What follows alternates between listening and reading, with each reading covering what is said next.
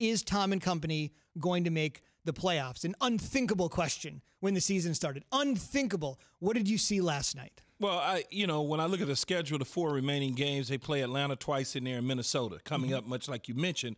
That's a tough, those 3 games alone right there. Got a coach fight and try to keep a job in Raheem Morris, which he's doing a hell of a job. He should just be given the job, in my opinion, second time around.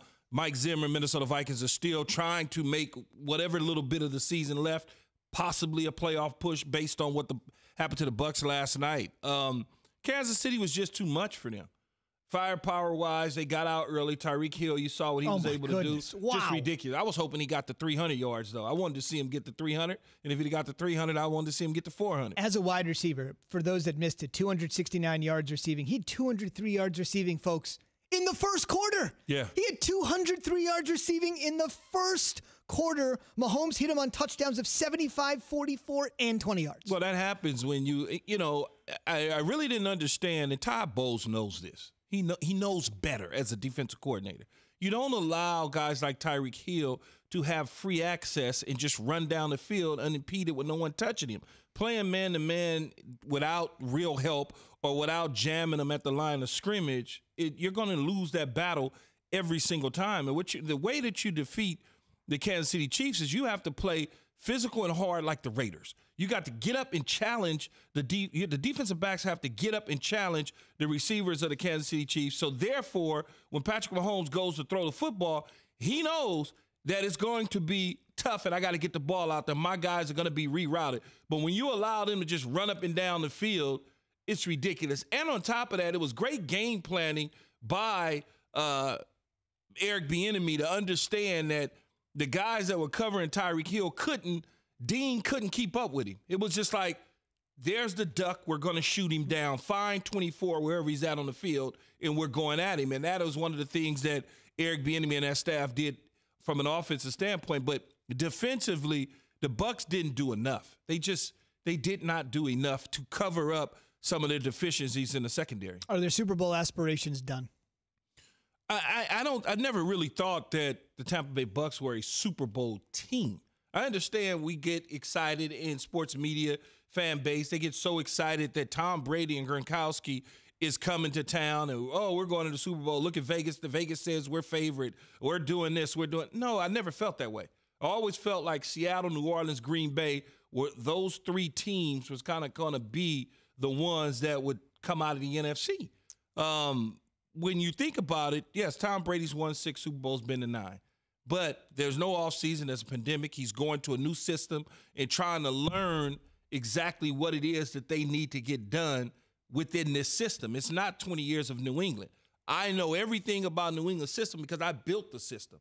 I am the damn system. I can run the system blindfolded, where you look at some of the things in Tampa and you say to yourself, what are they asking Tom Brady to do? Are they asking Tom Brady to do Tom Brady things, or are they asking them to do Bruce Arians and Byron Leftwich things? Mine is more Bruce Arians and Byron Leftwich.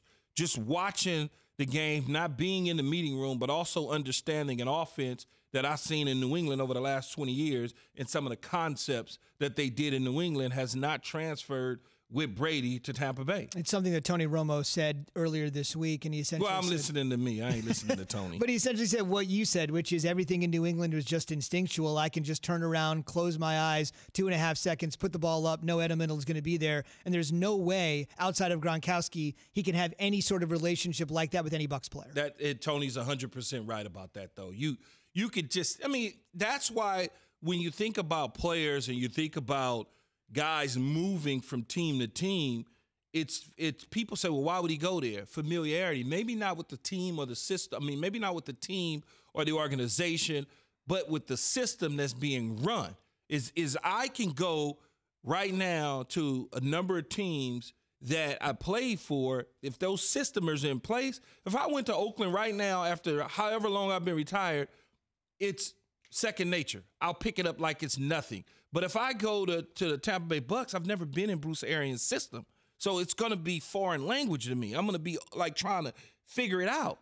But if I go to New England or if I go to where those systems, you just plug me right in. It may look ugly. It may look like that Mike Tyson fight, nice and old, but I would know where to be and I would know where I need to go. And I think Tom Brady is struggling at that outside of Gronkowski. Even the elder statesman Brady is young compared to Mike Tyson. We'll talk about Tyson and his adventurous weekend at 6:45. Last thing, are the Chiefs beatable?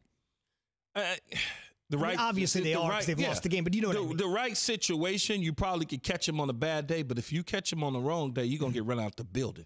I mean, that's just – I don't know how – I sit up and I marvel at Patrick Mahomes. He did something last night on a throw that was just – I know what it was. He manipulated – it didn't convert. It was a 3rd and 16. Okay. And it did not convert. But he got the ball out. The receiver tried to attempt to catch the ball, but they batted it down. Man, that was a hell of a throw. That was a hell of a throw. And they was like 1 yard short of the first down, Zubin. And I was saying to myself, okay, the receivers, all right, whatever. But if that was one of the big boys receivers, that would have been a completion. But the throw was just crazy. And you can't, or the one that he dropped over the defender's head on a laser, back shoulder touchdown. I mean, that's picture perfect. You know how many times coaches have tried to get quarterbacks to do that, and they can't for no reason at all? Thanks for watching ESPN on YouTube. For live streaming sports and premium content, subscribe to ESPN Plus right now.